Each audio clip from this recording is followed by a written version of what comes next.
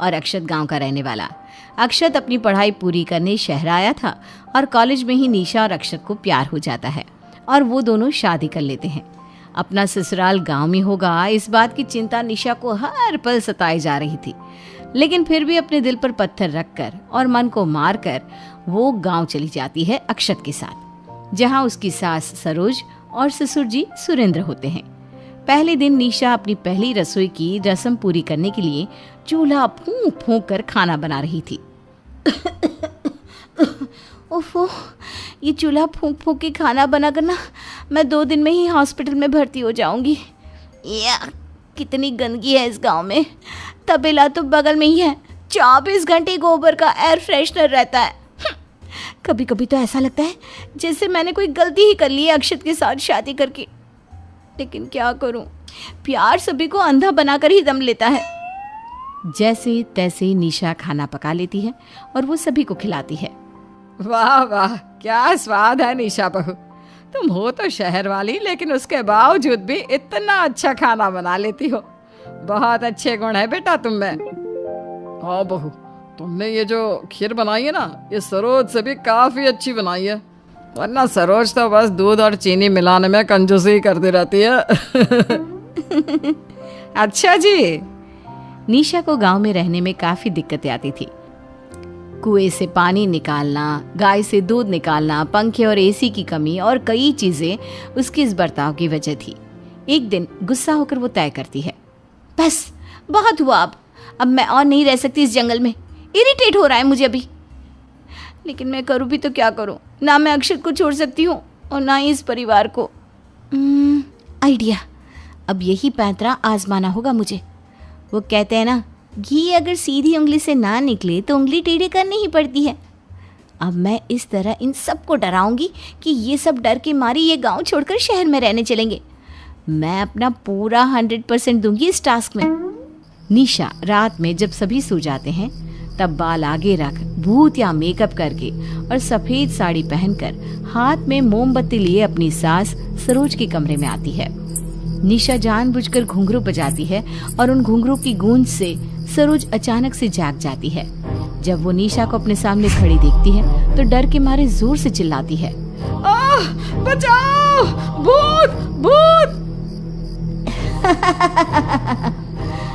मैं तुम में से किसी को नहीं छोड़ूंगी, एक एक की जान जाएगी। तुम लोगों ने इस घर में रहकर बहुत गलत किया, चले जाओ यहाँ से। ये मेरी जगह है, ये मेरी अमानत है।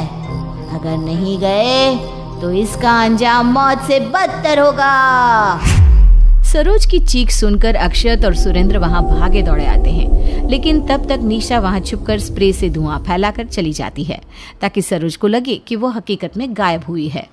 क्या हुआ माँ, अब चिल्ला क्यों रही हो इतना? कोई बुरा सपना देखा है क्या आपने? सरोज, ये पूरे कमरे में इतना धुआं कैसे? वो चुड़ैल आई थी, कह रही थी कि ये उसकी जगह है और हमें यहाँ से जाना होगा, वरना उसका अंजाम मौत से भी बदतर होगा। इतना कहकर धुएं के साथ वो अचानक से गायब हो गई। माँ, लगता है आपने कोई बहुत ही बुरा सपना देखा है। अब तक उस नुक्कड़ के बरगद की चुड़ैल का खौफ फैलाती थी आप, अब तो घर में ही चुड़ैल आ गई। एक काम कीजिए, आप ये लीजिए, पानी पीजिए और चुपचाप आंखें बंद करके सो जाइए। तभी निशा वहां पर गर्मा गर्म चाय लेकर आती है। पानी क्यों? माँ जी को चाय बहुत पसंद है ना, ये लीजिए, आप ये पीजिए। मैंने सब सुन लिया है और फटाफट आपका डर शांत करने के लिए चाय भी बना दी। लेकिन मेरा यकीन मानो, मैं झूठ नहीं कह रही हूँ। सरोज, तुम्हें जरूर कोई वहम हुआ होगा। भूत प्रेत आत्मा चुड़ैल ये सब किताबी और काल्पनिक बातें हैं। सरोज के कहने पर कोई उस पर जरा भी विश्वास नहीं करता और इस तरह सब सो जाते हैं। अगले दिन निशा गांव में एक आदमी को कुछ पैसे देती है और उससे कहती है, अच्छे से काम हो जाना चाहिए। मेरे घर वाले इतने डरने चाहिए कि उनका कलेजा कांप उठे। ओके मैडम, मैं और मेरे नाटककार दोस्त रात को भूत बनकर आपके घर में आ जाएंगे। रात में आदमी भूत या भेस में आकर सुरेंद्र के कमरे के ऊपर की अलमारी पर बैठ जाता है और हंसता है। ये देखकर सुरेंद्र की रूह कांप उठती है और वो तुरंत दुम दबाकर निशा और अक्षत के कमरे में भागता है। भूत, बचाओ बचाओ। जितना भागना है भाग ले बुड्ढे, अब तुझे मेरे चंगुल से कोई नहीं छुड़वा सकता। सुरेंद्र भागता है और देखता है कि हॉल में हर जगह कंकाल लटक रहे हैं। सरोज भी डर के मारे उठ जाती है। सुरेंद्र को देखकर अक्षत और निशा भी झट से उठ जाते हैं। क्या हुआ पापा, आपने भी भूत देख लिया क्या? हाँ बेटा, हॉल में है वो भी। क्या? ओह माय गॉड, भूत!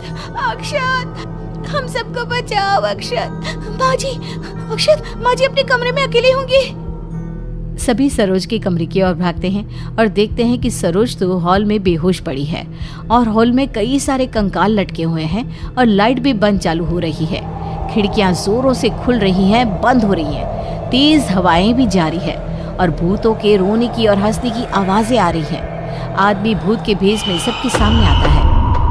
तुम्हें आखिरी बार चेतावनी दे रहा हूँ, ये मेरी और मेरी बीवी चंद्रिका की जगह है।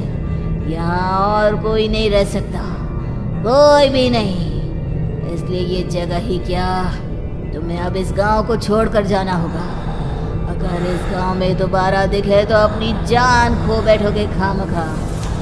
ये सब कहकर वहाँ पर धुआं फैल जाता है और सभी कंकाल और भूत वहाँ से एक पल में गायब हो जाते हैं। मन ही मन निशा कहती है, वेरी गुड, मान गई इन लोगों की सेटिंग को।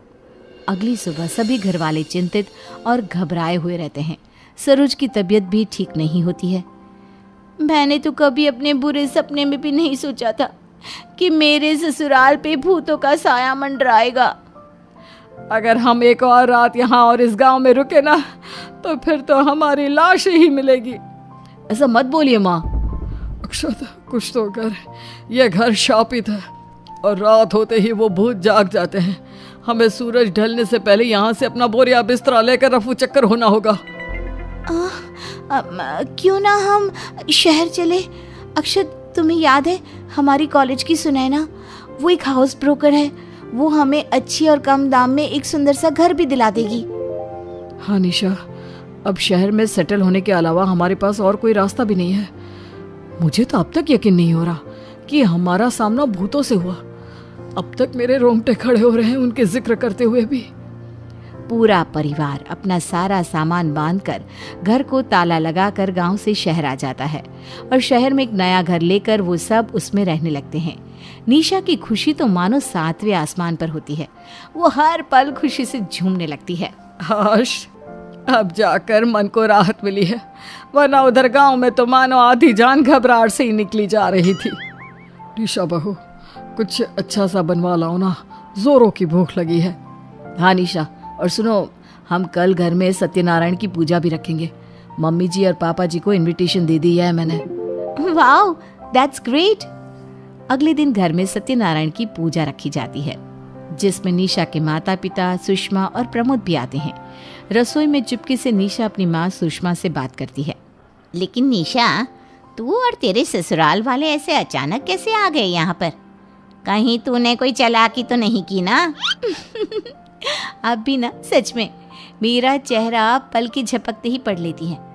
हाँ, मैंने ही ये पूरा नाटक रचाया और सबको डरा कर बेवकूफ बनाकर यहाँ ले आई। क्या? आर यू मैड निशा? हुआ यूं कि निशा सुषमा को सारी कहानी बताती है कि कैसे उसने सबको झूठ मूठ के जाल में फंसाया। सरोज ये सब रसोई के बाहर खड़े होकर चुपके से सुन लेती है और फिर बाद में हॉल में सबके सामने आकर कहती है, निशा बहू, तुझे जरा भी शर्म नहीं आई ये सब करते हुए? क्या सब करते हुए माँ जी? सरोज सबके सामने निशा की पोल खोलती है और निशा की करतूतों को सुनकर सभी हैरान और दंग रह जाते हैं। निशा, ये तुमसे एक्सपेक्ट नहीं किया था मैंने। अगर ऐसा ही था तो तुम हमें खुशी खुशी बोलती तो हम खुशी खुशी शहर चले आते। झूठ, ऐसा बिल्कुल नहीं होता, क्योंकि आप लोगों को गांव ही पसंद है। मैंने जो कुछ भी गलत किया, लेकिन उसके पीछे मेरी भी साइड से कोई सोचो। मुझे बस शहर में ससुराल चाहिए था, ना कि गांव में। बस बहुत झेल लिया तेरी वजह से हमने। अब तेरा फैसला हम लेंगे, तेरी अग्नि परीक्षा हम लेंगे। अब निशा की